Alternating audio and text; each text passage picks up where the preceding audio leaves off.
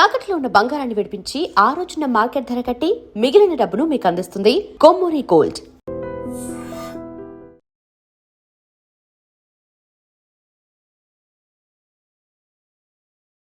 తమిళనాడు ముఖ్యమంత్రి జోసెఫ్ విజయ్ పాలనలో తన మార్కు చూపిస్తున్నాడు.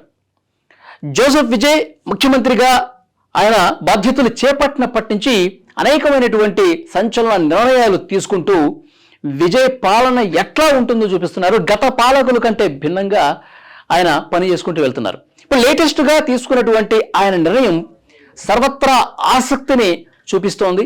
తమిళ ప్రజలందరూ కూడా ఇలాంటి నిర్ణయాలు కదా కావాల్సిందని చెప్పి అంటా ఉన్నారు.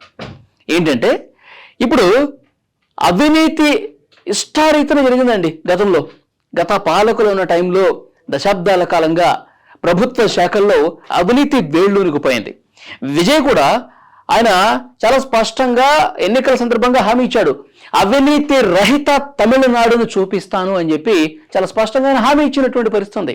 సో దాంట్లో భాగంగానే ఇవాళ ఒక కీలకమైనటువంటి నిర్ణయం తీసుకున్నారు.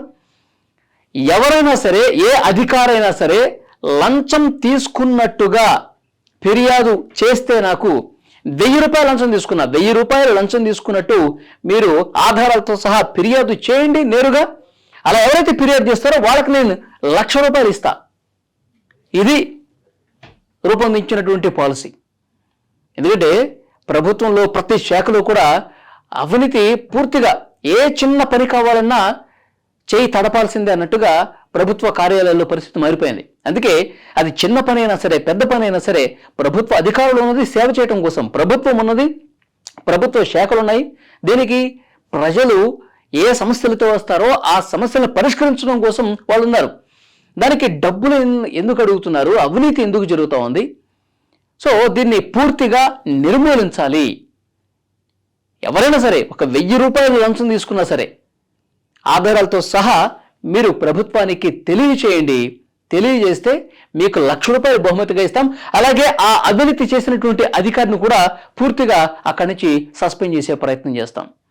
మళ్ళీ అవినీతి చేయటానికి, మళ్ళీ లంచం అడగటానికి భయపడే విధంగా అలాంటి కఠినమైనటువంటి చట్టాలను కూడా రూపొందించే పనిలో ప్రస్తుతం జోసెఫ్ విజయ్ ఉన్నట్టుగా తెలుస్తోంది. ప్రతి కార్యాలయంలో, ఏది రిజిస్ట్రేషన్ల శాఖ కావచ్చు, రెవెన్యూ శాఖ కావచ్చు, తర్వాత పోలీస్ డిపార్ట్మెంటు, ఇట్లా ప్రతి శాఖలో కూడా అవినీతి వేళ్ళూనికిపోయింది. ముఖ్యంగా ట్రాన్స్పోర్ట్ డిపార్ట్మెంట్లో. సో ఈ శాఖలన్నింటిలో కూడా అవినీతి రాజ్యం వెళుతోంది. సామాన్యులు చాలా ఇబ్బంది పడతా ఉన్నారు. వేలకు వేల రూపాయలు లంచాలు ఇవ్వాల్సినటువంటి దుస్థితి ఏర్పడింది. కాబట్టి దీన్ని పూర్తిగా ప్రక్షాళన చేయాలంటే ఒక మంచి పాలసీని తీసుకురావాలన్న ఉద్దేశంతో ఎవరైనా సరే అవినీతి, ఎందుకంటే ఇప్పుడు ప్రతి ఒక్కరి దగ్గర సెల్ ఫోన్లు ఉంటాయండి. సెల్ ఫోన్ అంటేనే ఒక కెమెరా అని దాని అర్థం. సో గుట్టు చప్పుడు కాకుండా ఎవరు లంచం అడిగినా ఫోన్లో అడిగితే రికార్డ్ చేయండి, నేరుగా అడిగితే కెమెరా ఆన్ చేసి రికార్డ్ చేయండి. వాళ్ళకి తెలియకుండా నేరుగా ఒక హెల్ప్ లైన్ నెంబర్ ఇస్తారంట. ఆ నెంబర్కి ఫోన్ చేసి చెప్పొచ్చు, ఆధారాలు ఇవ్వచ్చు. ఆన్లైన్ పోర్టల్ ఒకటి ఉంటుంది. ఏ ఆఫీసరు మీరు ఎక్కడ కలిశారు, ఎంత అడిగాడు, దానికి సంబంధించిన ఆధారాలన్నీ కూడా ఆన్లైన్లో అప్లోడ్ చేసే విధంగా ఒక పోర్టల్ను కూడా తీసుకొస్తా ఉన్నారు. ఫోన్ నెంబర్ పెడతా ఉన్నారు, ఆన్లైన్ పోర్టల్ ఉంటుంది, నేరుగా లెటర్ రాసి పంపించేటువంటి ఫెసిలిటీ కూడా ఉంది. అలా ఎవరైతే ఆధారాలతో సహా పంపిస్తారో వాళ్ళకి 1,00,000 రూపాయలు బహుమతి ఇవ్వటమే కాకుండా అధికారుల మీద చర్యలు తీసుకుంటాం అని చాలా స్పష్టంగా చెప్తున్నారు. ఇంకోటి ఏంటంటే ప్రభుత్వ కాంట్రాక్టులు ఉంటాయి కదా, టెండర్లు కావచ్చు, కాంట్రాక్టర్లు కావచ్చు, ప్రభుత్వ ఉద్యోగుల నియామకం కావచ్చు, ఇలాంటి వాటిల్లోనే ఎక్కువగా అవినీతి జరుగుతూ ఉంటుంది. మీకు ప్రభుత్వంలో ఈ ఫలానా ఉద్యోగం ఇప్పిస్తాం, ఒక 10 లక్షలు ఇవ్వు, 10 లక్షలు ఇస్తే నీకు ఆ ఉద్యోగం గ్యారంటీ, నెల రోజులు తిరగకముందే నువ్వు ఆ సీట్లో వెళ్ళి కూర్చుంటావు. సో ఇలాంటి అవినీతి అక్కడ బాగుంది తమిళనాడులో. కాబట్టి అవినీతి రహిత తమిళనాడు చేసే ఉద్దేశంలో భాగంగా ఈ 1,00,000 రూపాయల బహుమతి అనేది విజయ్ ప్రకటించారు. దానికి సంబంధించిన విధి విధానాలు కూడా రూపొందిస్తున్నారు. ఆ కార్యక్రమం అనేది జరుగుతూ ఉంది. సో డెఫినెట్గా చాలా మంచి నిర్ణయం అని చెప్పాలి. ఎందుకంటే ప్రతి రాష్ట్రం కూడా అవినీతి రహిత రాష్ట్రాలుగా తయారు కావాలంటే ముఖ్యమంత్రులు ఇలాంటి నిర్ణయాలు తీసుకోవాలి. ఇలాంటి నిర్ణయాలు తీసుకోవాలంటే డెఫినెట్గా నా రాష్ట్రం బాగుపడాలనేటువంటి ఒక నిజాయితీ ఆ ముఖ్యమంత్రిలో ఉండాలి. అలాంటప్పుడే ఇలాంటి మంచి నిర్ణయాలు వస్తాయి. దీన్ని స్ఫూర్తిగా తీసుకోవాలి. వయసులో చిన్నవాడైనా సరే, మొదటిసారి ముఖ్యమంత్రి అయినా సరే, పరిపాలనలో అసలు అనుభవం లేనివాడైనా సరే, మంచి నిర్ణయాలు తీసుకుంటున్నాడు. ఎందుకంటే అతనిలో ఒక నిజాయితీ ఉంది. నా రాష్ట్రాన్ని నేను బాగు చేసుకోవాలి, నా ప్రజలకు ఎలాంటి కష్టం కలగకూడదు అన్న ఒక మంచి మనసు విజయ్లో ఉంది. కాబట్టి ఆయన తీసుకున్న నిర్ణయాలు కూడా అంత సంచలనంగా మారుతున్నటువంటి పరిస్థితి ఉంది. ఇదే కాదండి, ఆయన 200 యూనిట్ల ఉచిత విద్యుత్ మొదటి ఫైల్ మీద ఆయన సంతకం చేశాడు. తర్వాత పిల్లలు వెళ్ళే స్కూళ్ళకు వెళ్ళేటువంటి పాఠశాలలకు, కాలేజీలకు, దేవాలయాలకు, ఇక్కడ బస్టాండ్లకు, ఇలాంటి చోట్ల 1/2 కిలోమీటర్ దూరమే వైన్ షాపులు ఉండాలని చెప్పి ఇంకో నిర్ణయం తీసుకున్నాడు. అది కూడా పెద్ద సంచలనం అయింది. గతంలో ఏ ముఖ్యమంత్రి, ఏ పార్టీ కూడా తీసుకున్నటువంటి నిర్ణయాలు ఇప్పుడు విజయ్ తీసుకుంటున్నాడు. ఔరా అనిపిస్తోంది. నిజంగా తమిళనాడు ప్రజలందరూ కూడా ముఖ్యమంత్రి జోసెఫ్ విజయ్కి హ్యాట్స్ ఆఫ్ చెప్తా ఉన్నారు. ఎస్, ఇలాంటి ముఖ్యమంత్రి మనం కోరుకున్నది. అలాంటి ముఖ్యమంత్రి తీసుకున్నటువంటి నిర్ణయాలు చాలా అద్భుతంగా ఉన్నాయి. ఇన్నాళ్ళకు ఒక మంచి నాయకుడు వచ్చాడని చెప్పి అక్కడున్న యువత, మహిళలు కూడా చెప్తా ఉన్నారు.